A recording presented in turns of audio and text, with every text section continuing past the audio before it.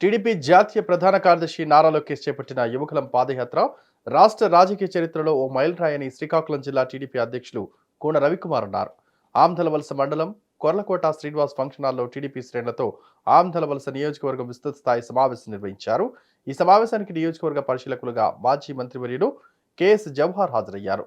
విజయనగరం జిల్లా భోగాపురంలో డిసెంబర్ 20న జరిగే లోకేష్ యువగలం యాత్రను విజయవంతం చేయాలని పార్టీ శ్రేణులకు పిలుపునిచ్చారు. ఈ సందర్భంగా జవహర్ మాట్లాడుతూ లోకేష్ పాదయాత్రను విజయవంతం చేయాల్సిన బాధ్యత టీడీపీ శ్రేణులపై ఉందన్నారు. అలాగే రాష్ట్రంలో వైకాపా పాలనలో ప్రతిపక్షాలపై జరుగుతున్న దాడులను ఖండించారు. అనంతరం కూన రవికుమార్ మాట్లాడుతూ వైకాపా ప్రభుత్వం అధికార దుర్వినియోగంతో యువగలాన్ని అణచివేసే ప్రయత్నం చేస్తున్నా నారా లోకేష్ పట్టుదలతో పాదయాత్ర చేయడం గర్వించదగ్గ విషయమని తెలిపారు. ఆమ్దలవలస నియోజకవర్గంలో ప్రతి మండలంలో ప్రతి గ్రామంలో ఉన్న టీడీపీ పార్టీ శ్రేణులు నాయకులు ప్రజలు భారీ సంఖ్యలో తరలివచ్చి యువగలం పాదయాత్రను విజయవంతం చేయాలని కోరారు. ఇవన్నీ జరగాలంటే మనం మీరందరూ కూడా దీనికి సమర్థం కావాలి.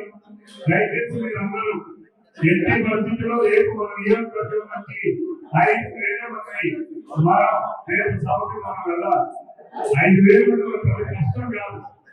మనం శ్రీకాకుళం మంచి కార్యక్రమాలు అయితేనే ఇంచుమించు 3,000-4,000 మంది వచ్చారు మన శ్రీకాకుళం. మన సన్నా గారు మనకు అది కష్టమైంది కాదు, మనకి పెద్ద దూరం కూడా కాదు.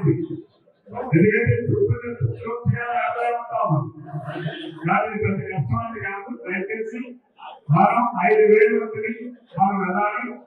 ఎప్పటి నుంచే మీరు అందరికీ మీ గ్రామాల్లో చెప్పాలని అందరికీ కూడా కోరుకుంటూ మరి ఇప్పుడు 5,000 మన పరిశీలకులు మాజీ మంత్రివర్యులు కెఎస్ జవహర్ గారు, అదేవిధంగా ఎమ్మెల్సీ ప్రసాద్ గారు ఇచ్చేసినటువంటి ప్రతి కార్యకర్తకు వేదిక మీద ఉన్నటువంటి ప్రతి బాధకు కూడా పేరు మీద ధన్యవాదాలు, అభినందనలు, శుభాకాంక్షలు తెలియజేస్తూ సాహిత్యం సభ అన్ని కూడా తెలిసిన మేర శ్రీకాకుళం జిల్లా.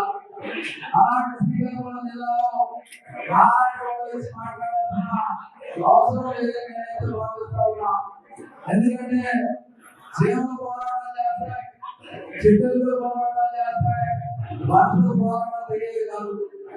సాయుధ రైతుల పోరాటం నుంచి ఒక చారిత్రక నేపథ్యం ఉన్నటువంటి జిల్లాలో ఈరోజు సమావేశం ఏర్పాటు చేసుకోవడం చారిత్రక అవసరం జరిగింది.